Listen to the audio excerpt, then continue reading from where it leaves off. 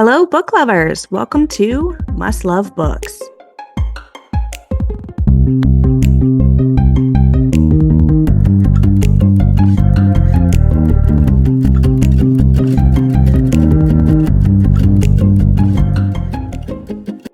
Hello, and welcome back to Must Love Books podcast. Today, I am here with Hazel Beck, a magical partnership of a river witch and an earth witch.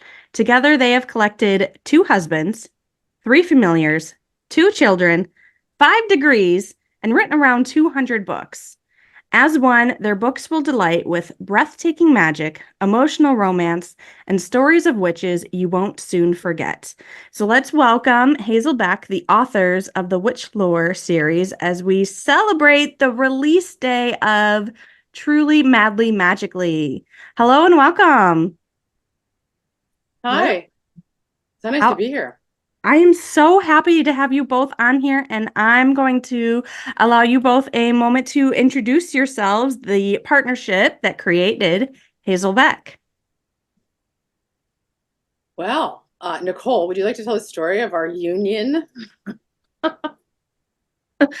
Well, we are both individually authors under our own names. Yeah, we have multiple pen names. But Megan and I, so we met at a romance writers conference many moons ago. And after writing, like the bio says, many of our own books, we came upon this sweet, Megan came and visited me here in St. Louis, where I live. And we went to a couple spooky river towns along the Mississippi and Missouri. And At Halloween. At Halloween, it was Halloween the first time, a very spooky Halloween day in St. Charles, Missouri, specifically on Main Street, which is very historic. It's on the river. It's very dark and stormy. It really was. It's rainy and a gray day, definitely ghosty and witchy feeling. So we kind of came up with that idea for the Witchlore series and decided that we didn't want either of each other to write it alone.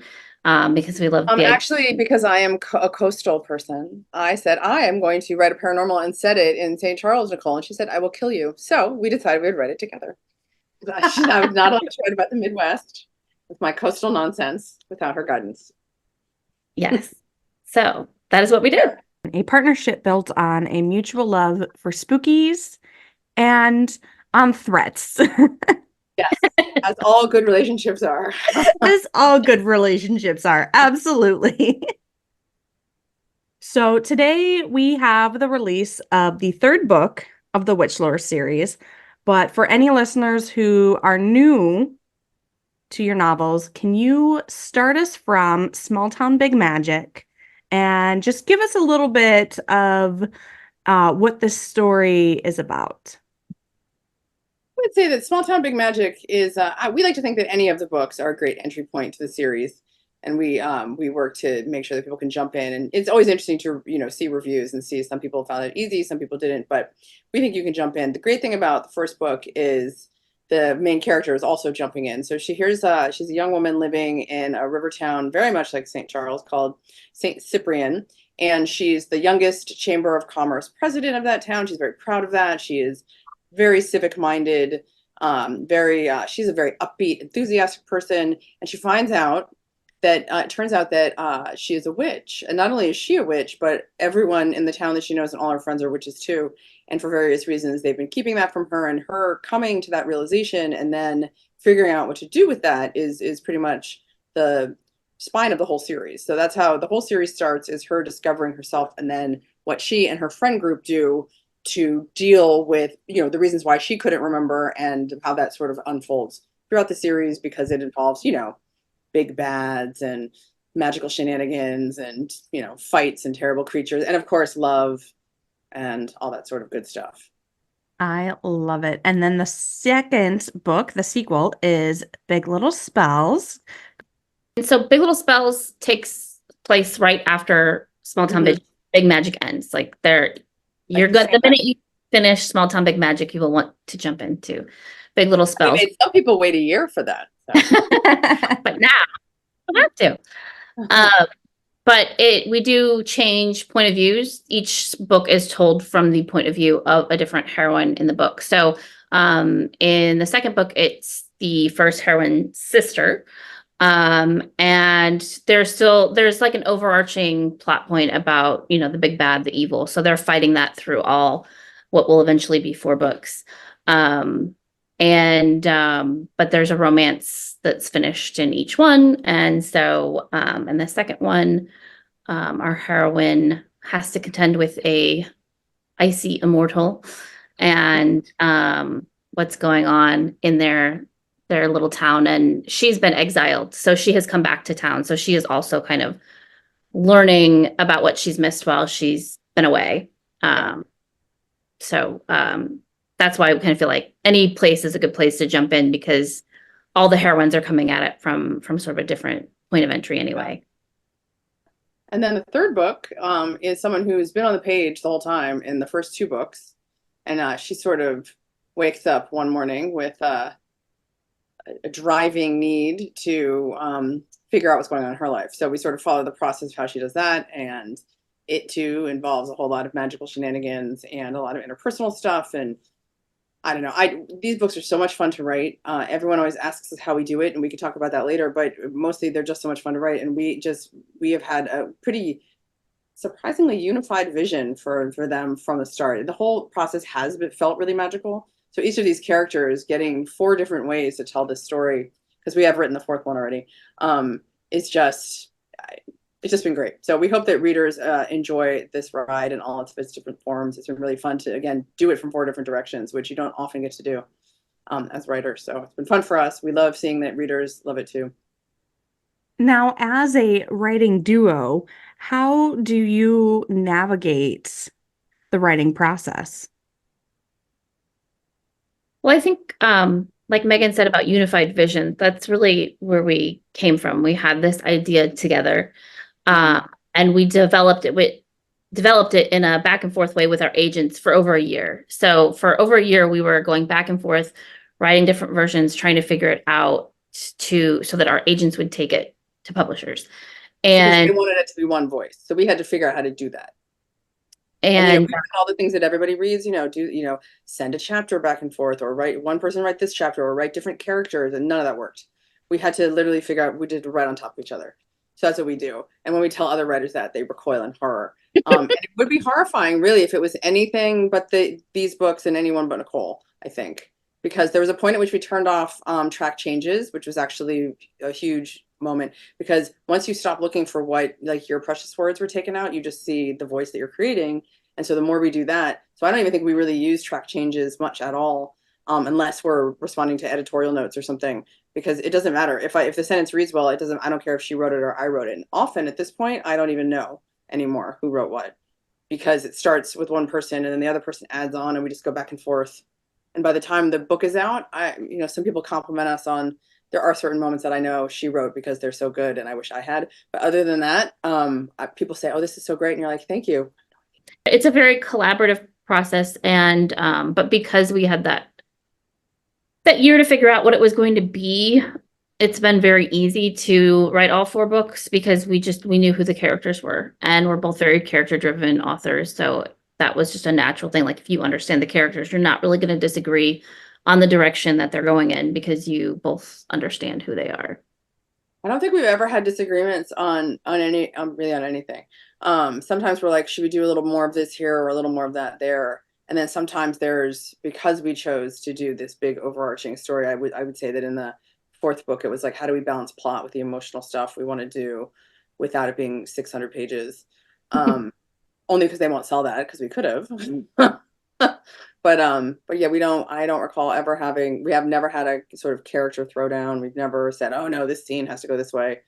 Normally I just get excited when she sends me a scene, and I choose to believe that she's equally excited when I send her one. And it's kind of magic, because when you open the document, it's magically grown.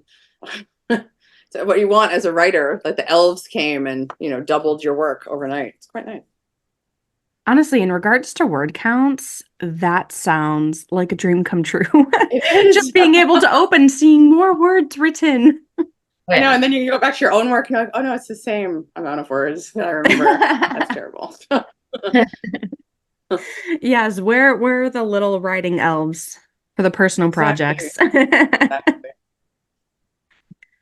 So what tips would you have to share for any writers who are considering a collaborative project themselves? Good luck.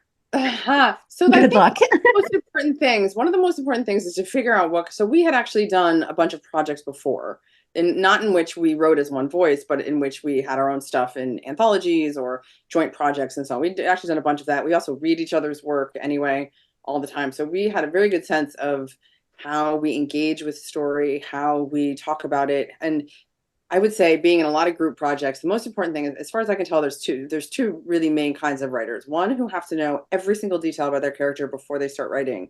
And I don't mean their emotional journey. I mean, like, what dress did she wear on the first day of second grade? I don't care about stuff like that. I like that stuff to sort of come as I go.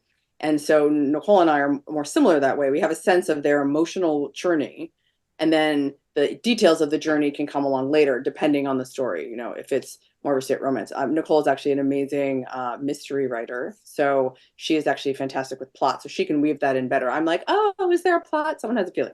So that maybe is a bone of contention. But if you're focused on the character and the emotional journey, then you can kind of dive in, flail around, kind of see what happens and keep going. I don't think there's any different amount of work, but in my experience, when I am trying to write with someone who has the opposite approach, where they want to, make a spreadsheet of all the characters and like when they went to this, when did this person go to this school or that school, that drives me crazy. I drive them crazy. That's probably not going to be a good match. I know that some people do it that way because they feel like, okay, I take this strength, you take that strength. I have in my experience, it's everyone's angry. It's more about philosophy than like how you approach things. So like if your philosophies match, even because I think one of the things, like I'm a very like, because I understand plot or whatever, I'm very basic. Like I don't do a lot of flowery language. I don't dig deep into stuff that first go around. And that's what Megan really excels at. So like we complement each other because our writing styles are different, but how we think about character, how we think about the books is pretty much the same. And I think how we approach characters, even if you read two books by us individually, like we have a very similar character sensibility and we both value character over the other stuff. Yeah. So like, even if somebody's a plotter and someone's a pantser, you can probably find a way through that if you think about character or whatever is the most important thing to you in the same way. Part of it is like, what do you have to know to get the work done? Yeah. So we'll talk and we have vague ideas about stuff, but we also know enough by now to leave space. So you're like, I think this might happen. I don't know. I'll kind of see when I get there. And so that I think is helpful too, because for some people they have to know. And I have to know a little, but I don't want to know the whole thing. And Nicole's the same way. We sort of have ideas and sort of see how we get there. And usually that's a character exploration.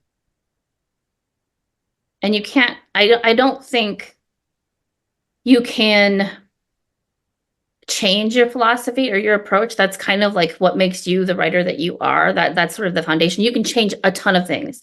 You can make yourself faster. You can make yourself slower. You can make yourself more descriptive. There's so many things you can control and change about yourself, but who you came to be as a writer, that's sort of what we're talking about. That foundation of what, like Megan said, what you need to observe the world. And so therefore, how do you turn it into a story? And I think that's, you can talk about it. Have that in common, even if you like understand the other person's way of being, but it's not how you understand it. Like that's just going to be you can do it, but it's going to be a more difficult journey to get there because there's going to be that friction. And some people like friction, I guess. Some people like thrive off of arguments. If it's an engine. Yeah. It's not for me. I have enough friction in other areas of my life. But I think that also, like what Nicole said, because our writing styles actually complement each other when they go together. And I think being able to talk about stories and storytelling in a way that makes perfect sense to us. So it's been very easy. I almost hate talking about it because I'm like, we keep saying how easy it is. So there's gonna be some big blow up, but that has not occurred. I mean, it just doesn't. And we're at heart, we're also very practical when it comes to the business, which is highly necessary, in my opinion, to survive it. So like, what can you do, right? So you have to sort of shrug it off because publishing can be pretty tough sometimes. So as if someone was having a breakdown every time something happened, it would be hard to move forward. Yeah, definitely. And it's certainly, I mean, publishing is already a challenge as a solitary solo writing person. So have there been any challenges that you have faced as a duo? I think the first challenge was just figuring out how to do it, because like we originally actually planned to each write 2 books of the 4 set and just write it under one name, but it would be us individually writing it and not writing it together. And our agents didn't like it at all. They didn't like what we'd done with it at all. And so that was like, if we'd had our way and just done whatever we wanted, that's what we would have wanted. And I'm glad that didn't work out, because I think it's much better the way we ended up doing it. But that was a challenge to figure out how to do it, because neither of us had ever done a project where we worked under the same name together in the same book before. Like Megan said, we've done continuities and anthologies that were pretty tightly knit, but not like actually someone in your story making decisions with you. So I think that was hard. I think that was a barrier to overcome when we had to sort of say, so, okay, we're going to write on top of each other now, because you don't really do that. Generally speaking, you leave people's sentences alone, but it was like, I think we have to actually get in there. And again, that's when it helps to be practical. It also helps that we both, so the number of times that we both were like, I'm done. I'm sending you this and I don't ever want to see it again. I have nothing else to say. And the other person was like, okay, well, I tried this because we just really loved this story. We couldn't let go of it. And I think that happens, frankly, rarely enough in this business, where you're like, all right, well, the number of stories that I love that are little graveyards in my head, no one wants to know me. No one wants to know that. No one wants me to actually talk about all the pitches that haven't gone. So it's like, all right, but this one we kept coming back to. And in that sense, it was really nice to have 2 of us, because when one person was done, the other person was like, oh, let me see what I can do. And then pushed forward just a little bit. And our agents were kind of the same that way. They kept entertaining the idea, because, they're both quite good at saying, like, I think this is done. And they never did. So we kept pushing, and I think that was really helpful. But that I even remember like what I remember what time of year it was, when it was sort of like, okay, we're going to do this. We have to do this, the undoable thing, which is just get in each other's sentences like that. And once that happened, that's when I think movement began. And we started actually getting down into how we could write together, and then figuring out how to tell the story, because it was pointed out to us the various ways that we had the character of Emerson in the first book. She was kind of really sad. All her friends are lying to her about the reality of her life. And then she discovers the truth. And we were like, well, how would that not be sad? And it was like, well, because she's her. She's literally irrepressible. So she's sort of like, oh, how great. I'm even more powerful. Awesome. And like carries on. And we just thought once we figured out who she was, I think that really ended up carrying the story. But that took a really long time. And it took learning how to write together first, and then figuring out how to tell this, because we did not think of her as sad, but every rendition that we didn't quite get there until we finally clicked into how she just embraces the world as it is and thinks she can make it better no matter what the situation is. I'm not sure I would want she to be exhausting, I think, if she was in your life, but she was so much fun to write. I think she's one of the greatest characters we've created by far.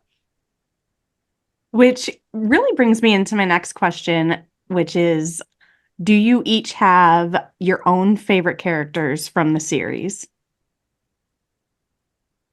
I just love them all. Like, I think yes and no, in that I was most excited to write Elowen's book, because her backstory is from page 1 of Small Town Big Magic. We know what sort of romantic arc that she's probably going to have. And so I was most excited to delve into that. And I loved writing them. But when you're in it, when you're in it, it's like, I love all of them. I love what they represent. If you took one of them out, like it falls apart. Like they all need to be there. And I love all of them. I remember the first time we switched, because we worked on Emerson for a long time. So with that whole year before, so we knew her so well. By the time we wrote her book, we honestly, it's like we barely needed to talk. We knew her so well. We knew what was going to happen. We knew what was going to happen with her, like her love interest. But then we switched to Rebecca. And so suddenly we were in someone else's head, and I felt almost, and I never feel this way. I am so, maybe to my detriment, unprecious about my writing, but I kind of mourned the loss of Emerson's point of view. And so it was really hard to get into Rebecca's head. But then by the time I got to Elowen, I felt like, what a gift, like that we get to not only be in all of these different heads, but look at all the different characters from these people's point of view, because they're all friends and they're good friends. But that doesn't mean that they all think the same way about these things. So that I always think that's really fun, to be in a different viewpoint and look. And then by the time we get to Georgie, who's really kind of a closed book throughout the series, I actually thought that was tremendously fun to finally see her sort of looking around. And she's the last book, So all of her friends have had these happy ever afters, and she's sort of like, well, here I am. What do I do? That was really fun. So each of the novels in this series has their own love story. Do you play around with different tropes for each of these romances? Oh yeah. Got to keep him wanting more. You have to give him everything. Yes, give us everything. Romance writers. Yeah. So Romance writers want all the tropes. at the heart, every romance falls into a trope of some kind or multiple tropes. Yeah. Which tropes would you connect with each book? Well, Small Town Big Magic is friends to lovers, and that sort of Amnesia. It's an amnesia book. Yeah, amnesia, pining, and Big Little Spells. And he's in love first.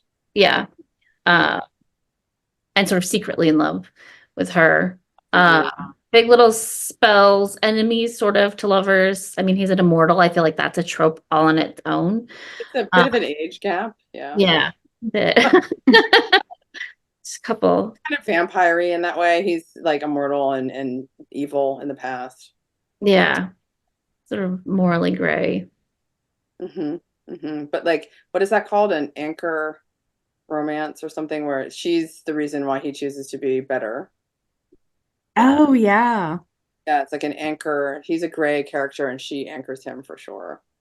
Because without her, I don't think he would care about any of that. It's like, whatever. So another witch. Yeah, like faded elements to their story as well. Yeah. And then Truly I'd say they're fated mates. Yeah. Certainly. Yeah. Yeah. His fate's just been around longer. Yes. And then Truly Madly Magically, they are second chance romance, reunion romance, however you want to put it. They were high school sweethearts. It's a little bit enemies to lovers, but also former lovers, because they snipe at each other through the first two books. Yeah, they're enemies.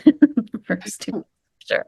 Reluctant helpers. Getting and along. other things that are a surprise, so we're not going to tell you, but yes. Yes.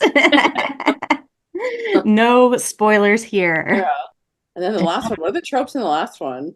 Also kind of spoilery, so we don't want to get too deep into it, but I will say that, which we love to tell everyone, is that all of the romantic partnerships are in the first. All the people involved are in the first book. So there will not be a hero jumping out in George's book that you haven't seen before. You've never seen before. Yeah. I really like that because you get to know, as the reader, all of the characters from seeing them in different perspectives and how other people interact with them and view them and what they think of them as you get around to their own stories in their own books. I love that. I like that too. Yeah. Do you guys work with outlines as you write, or is it just kind of, just going with the flow of things? Outlines make me want to cry. We do talk to each other. So before each book, we sort of have ideas at the end, because you never, of course, know more about the next book you want to write than when you're trying to finish the one before it.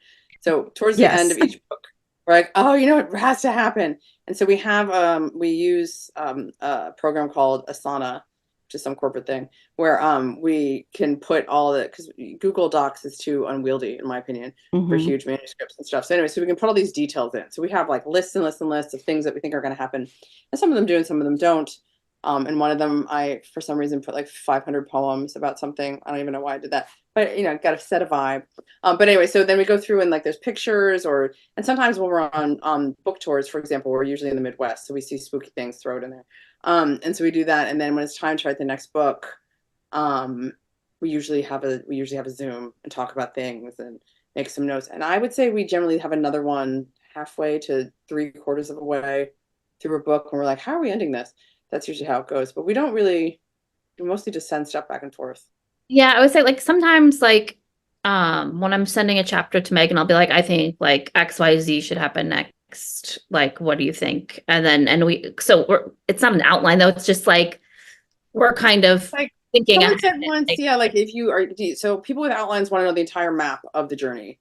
And I like to see in the headlights on the road we're on, but I don't need to see the whole journey. I know the end. I don't, Idea, but I don't need to see the whole journey. Yeah. because then I get bored and I don't want to write it. Also, I would say there are times when there's a bigger gap between one person sending stuff and one person not, and that's less effective. I think when we're going right back and forth, we both feel like we're in it, seems to me. So it's kind of like you're in the energy of the story, so it's easy to kind of see where you think it should go.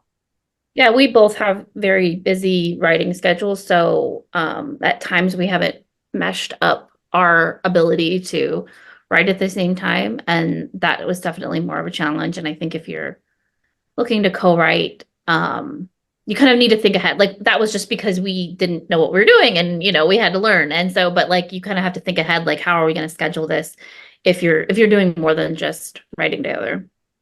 Yeah. Because it's weird, you have a lot of extra time in some ways and then no time in other ways. Because you theoretically do have time that you could do other projects, but you always want to be ready when that comes in because you don't want to slow it down. And I don't like writing two things at once, but sometimes you do. You keep answering my next question before I actually ask it. Are you a mind reader? I was gonna ask, do you work on your own solo projects while working back and forth together on the Witchlore series? I actually have started to do it. I'm not so good at that. It's like I don't necessarily plan to. Like it's like, okay, if and Megan's on the West Coast and I'm in the Central Time Zone. So it'd be like I'd be sending my chapter, like I'd sit down to write in the morning and I'd be sending my chapter about the time that she's just waking up or getting back from the gym or whatever. So then I have this whole afternoon where she's working on the stuff that I just sent. So then I would start to write whatever my next project is due. And to me, that was like an easy delineation because it's not like I was writing two things at the same time. It was like, okay, my morning project that I have to send off and then wait to get back. Like no matter what, you're waiting at some point.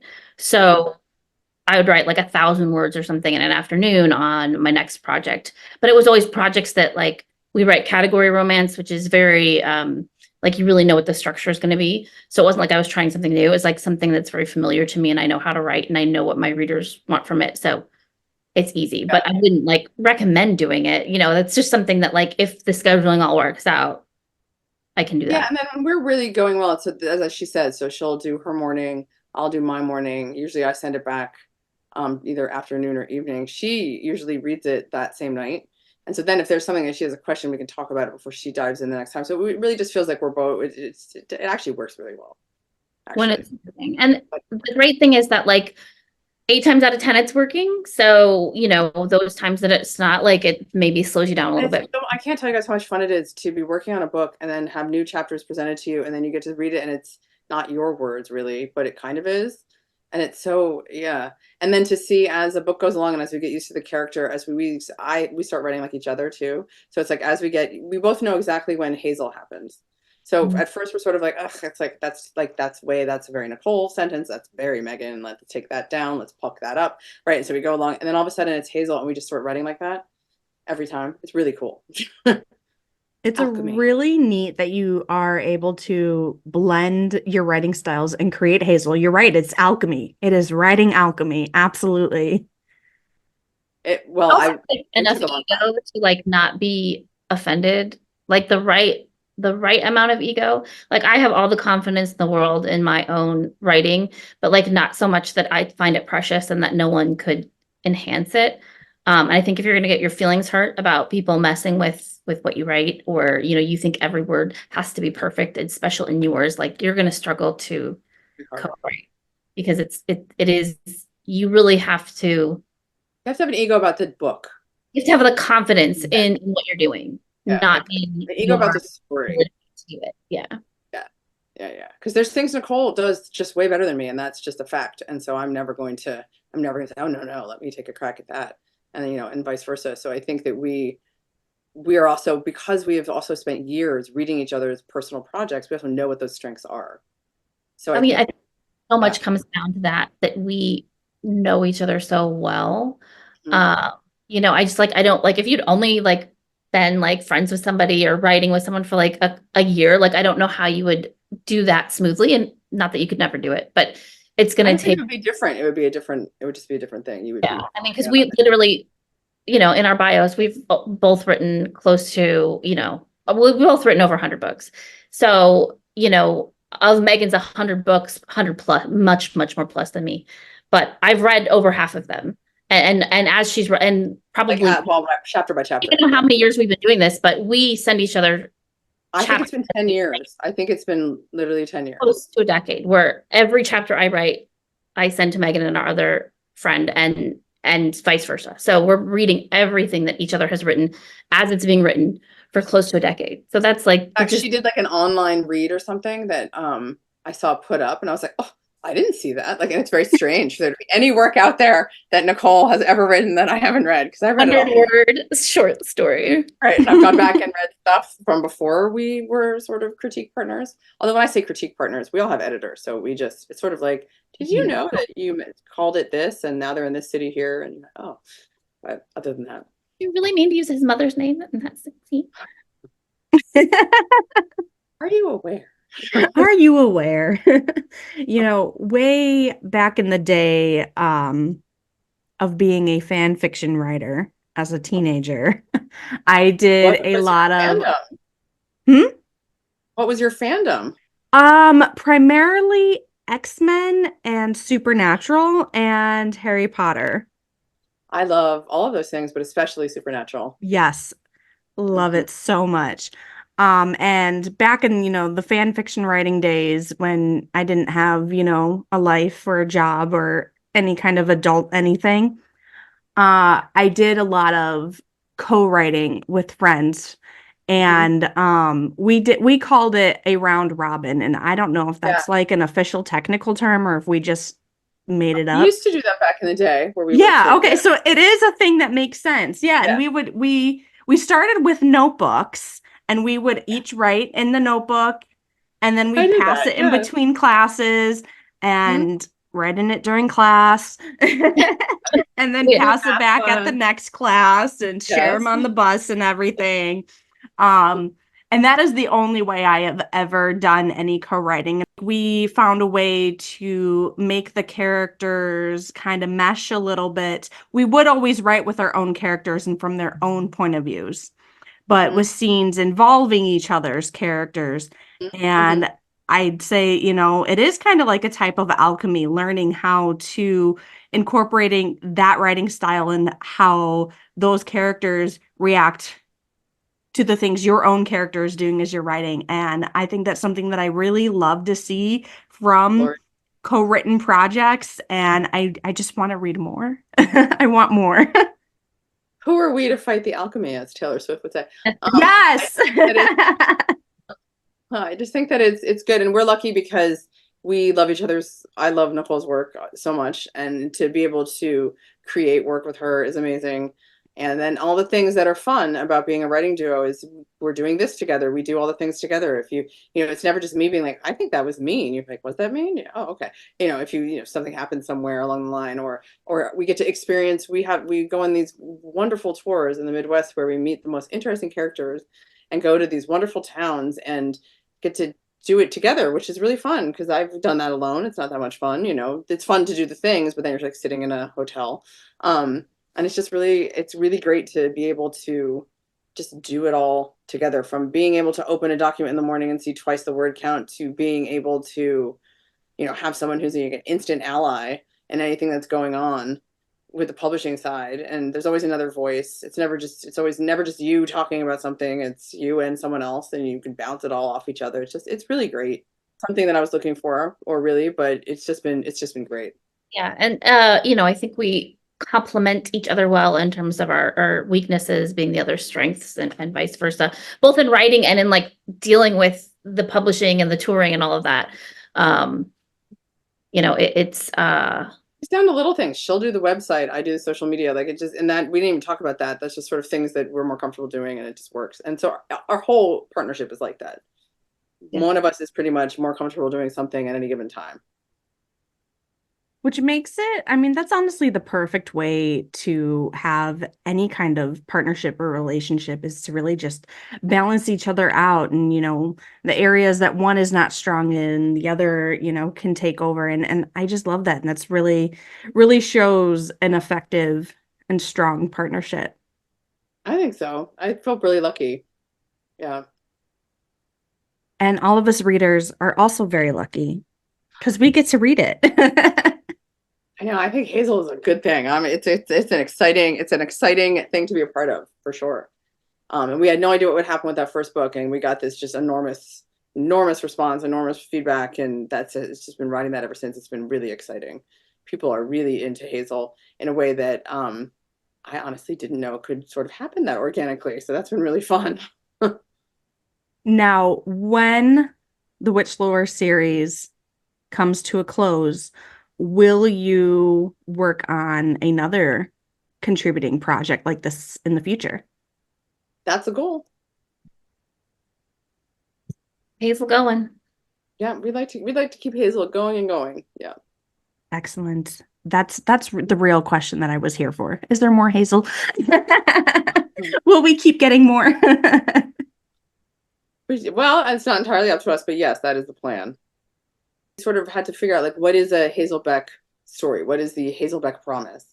And I would say, funky little Midwest towns, found families, friendship, a little bit of magic. So hopefully we'll be telling stories like that for a long time to come. Absolutely. I love that so much. Nicole, lead us out with a soliloquy. No, Ooh. No. that's Megan's job. It's funny because Nicole used to be a teacher, so I can be a little wordy, but she's really good at just jumping into lecture mode. So it's really, again, it works. We're delighted to be able to come on here today and talk to you and all your listeners about these books. We love writing them. We love hearing from you when you've read them. We have an Instagram as really our primary place on the internet, and we love when people come on there, and we love a book stack. We love hearing if people are reading this for this month or that month, all spooky seasons. If you tag us, and we try to respond to everything. So if there's any reason why we didn't respond to, we probably didn't see it. And so we like to respond to everybody, and we like to be involved, and we just love watching that book Instagram community. It's just great. It just seems like it's such a wonderful resource out there for readers. I wish there'd been something like that when I was young, and crawling around thinking I was the only one reading all those books in the used bookstore, and now I buy all those people on hardcover. It's a great thing to be a reader, it seems to me. It's good fun. Once again, congratulations on the release of Witchlore #3, Truly Madly Magically, available everywhere today. And thank you both again so much for joining us today. Thank you so much for having us. Thank you everyone for listening. This has been Must Love Books. You can find us on Instagram, Facebook, and Patreon under @MustLoveBooksPodcast. Thank you and happy reading.